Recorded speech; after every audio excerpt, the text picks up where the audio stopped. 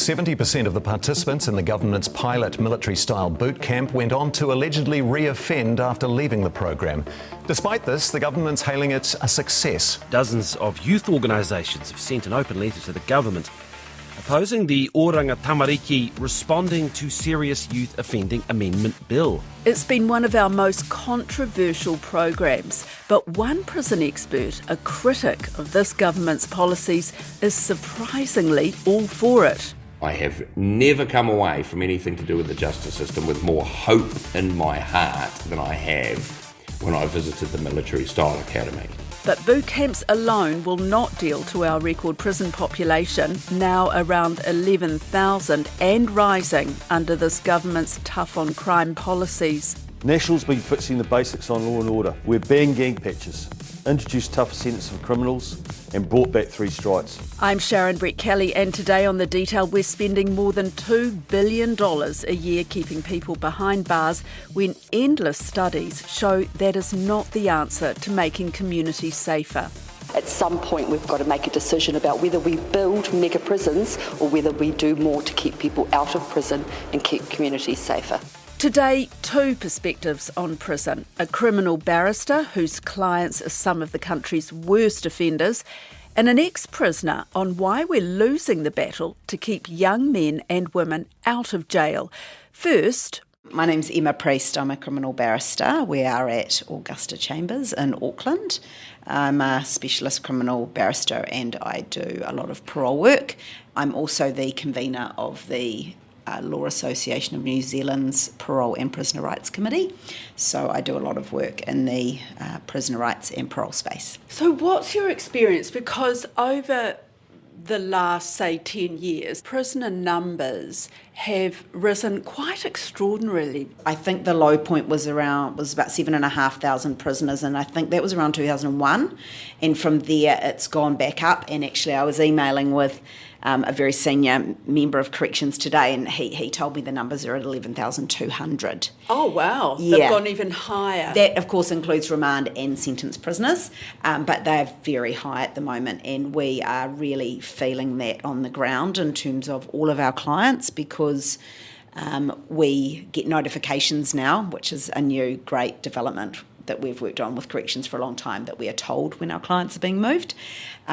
So now we're told when they're going to be moved, and they are being moved all the time, and it's literally them playing Tetris trying to fit prisoners in beds. Why are they being moved? Well, just to find a spot for them. So, for example, you've got your remand prisoners, Mount Eden, Spring Hill, Rimataka. They're remand prisons very close to the local courts, and they just have to always have space there for people for new arrests. So that means in order to keep that space available, they are having to move prisoners out. So this kind of movement is happening more frequently now to cope with the growing numbers. Yes. Look, it used to happen a little bit, but it tended to be driven by getting prisoners closer to their families, or it might be driven by programs. So some specialist programs are only held in particular prisons around New Zealand, so they might go off to Christchurch men's prison to a specialist unit to undertake a targeted criminogenic program. But now we are seeing people being moved a lot more, and I would say for remand prisoners, they just didn't used to move. Why is it not a good thing that a prisoner on remand gets moved? I'll give you one example. I've got a young client, under 20, who is charged with a very serious crime. He is currently down in Palmerston North. His family are closer to Auckland. He's down in a youth unit, but his trial date is currently set for the middle of 2028. And he's a teenager. So that's one very difficult, I think, and poignant example of how difficult it is for him. He's isolated from me, his counsel. I have to fly down to see him for the day. And because it's such a big flight and there's such significant cost to the taxpayer because it's on legal aid, I go down and do a 6-hour meeting. But his family are limited to phone calls. They can't visit him in person because it's so expensive for them to travel. Women, if we use that as an example, they are housed in Christchurch, Wellington, Waikeria, as an ancillary unit to Auckland, that's it. And they may have to be moved away from their children, from their siblings, from their parents, all of their support networks, their husbands, their partners. So that's a significant blow, I think, for anybody. So we've got these increased prison numbers, but we also have real deficits in resource around the courts, and it's a particular region. It's Hamilton and Tauranga, both share a high court. So Tauranga doesn't have a high court, and their trials have to go to Hamilton or Rotorua. And so what you're having there is these huge delays in getting trial dates. In Auckland, far different. So you'll get a trial date within about 12 months. Yeah, so there's a lot of flow on. So more prisoners means you need more judges, you need more courtrooms, you need more lawyers. Also, it's around access to programs. So if there are more prisoners but not more programs, what it's meaning is that people are just waiting for longer before they can start their substantive rehabilitation. And to be direct, until they've done their rehabilitation, they're not going to get released on parole. So what that means is they're going to spend longer in prison awaiting their rehabilitation. They might do some education, some work training, which is all helpful, some parenting programs perhaps, but they really need to do that criminogenic substantive rehabilitation, which allows them to come up with a safety and release plan, which allows the parole board to be satisfied that they don't present an undue risk to the community, and then that allows them to be released safely. So what you have with too many prisoners is that slows it down. And I checked on, after obviously speaking with you, I checked on the prison costs, and $201,000 a year to house a sentenced prisoner. So there is a financial cost to slow access to rehabilitation, and a financial cost to a system which has the outcome of there being more people in prison rather than having treatment in the community. $201,000 a year per prisoner. Multiply that by 11,200 prisoners, that's $2.25 billion a year. Back to Emma, I also asked her if it's government policy that's leading to the increase in prisoners, or the judges who ultimately decide where the prisoners go. The legislation has changed, so we now have 3 strikes is back. This is really targeted, actually really it's recidivist, repeat, serious offenders. Make no apologies about that. We think it could be up to 90 people over 10 years that are impacted by this. That's a good thing. That's 90 people off our streets. We've also got the 40% cap on sentencing discounts, and that law came in June 2025. There's also, of course, the social climate of getting tough on crime, of an expectation that I think, which does permeate the judiciary, that the public want more people to be incarcerated, and I think that messaging probably does get through to the judiciary. Paul Wood has an incredible story. He served 11 years for murder. Then after he got out, he completed his PhD. He's written books, runs leadership workshops, and he's still in the know about prisons. I know the vibe. I do go and visit regularly. Do you? I'm off to prison tomorrow, and I was there, end of last year as well. I was in one, so no, I've got a pretty good sense of things. So I don't visit individuals in the prisons, but I go and I talk to prisoners about some of the programs that I promote and that I support and that I've been involved in, and my story. So I try and encourage them to participate in some of this stuff.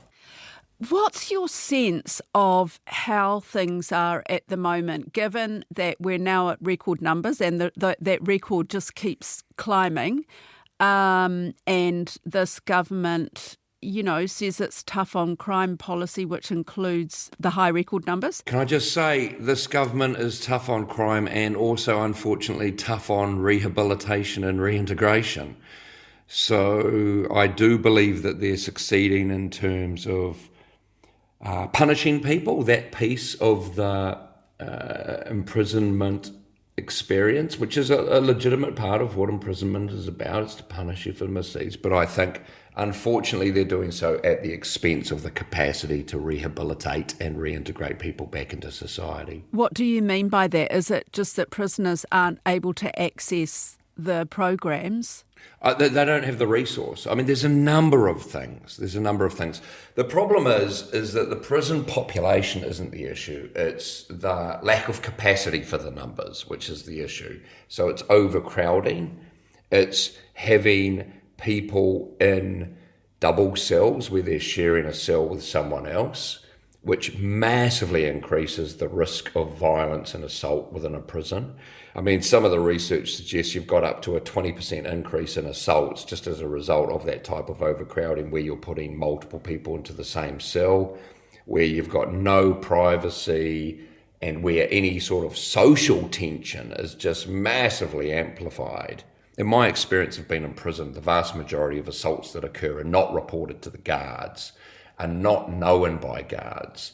But also as well, one of the big issues is that when you increase prisoner numbers relative to staff numbers, is you change the ratios of staff to inmate. And that massively reduces the ability for inmates to get the opportunity for purposeful activities with their time, which is absolutely crucial for reducing violence and increasing rehabilitation. What's your stance on sending people to prison? I mean, surely it's the best place for some of them. Yeah, this is what I say. What the research suggests is that the worst place to send people who have marginal cases is to prison. It just increases the likelihood that they will be exposed to gangs, to violence, and that they will actually have a longer period of offending than if they did community-based sentences. We need to give people every opportunity within the community to be turned around. Of course, when you are talking about extreme offending, serious violent offending, repeat offending despite all opportunities, then prison is part of the journey for people. And there are definitely some people who need to be contained in a prison or similar environment for the safety of society, who are just pathologically incapable of behaving well towards others. Those people exist. But unfortunately what we're doing is we're sending more and more people to prison for offences where they could be serving community-based sentences, which actually would reduce the likelihood of them carrying on and offending further. The difficulty here, the tension here, is that we often feel that community-based sentences like home detention are soft on crime. And it is true that it is easier for most people to be at home and in the community than it is to be in prison. However, the trade-off here is that it's also way more likely that people will be able to be rehabilitated and go on and live contributing lives if they are in the community. Whereas if we put people into prison, it's not soft on crime, but the trade-off is we then reduce the likelihood they'll be contributing members of society. And it's important to note, I think, that about 40% of our inmates are on remand. It means they're not actually sentenced yet. They haven't been convicted and sentenced. And of those people, the average length of time in prison is about 3 months. And so what you're talking about putting people in prison for just long enough to completely derail all of the aspects of their life which might enable them to be a normal contributing member of society. Just long enough to lose their flat, to lose their employment if they have any, to sever social connections, and then we put them back out on the street again. I think it's about 20 years since you came out of prison.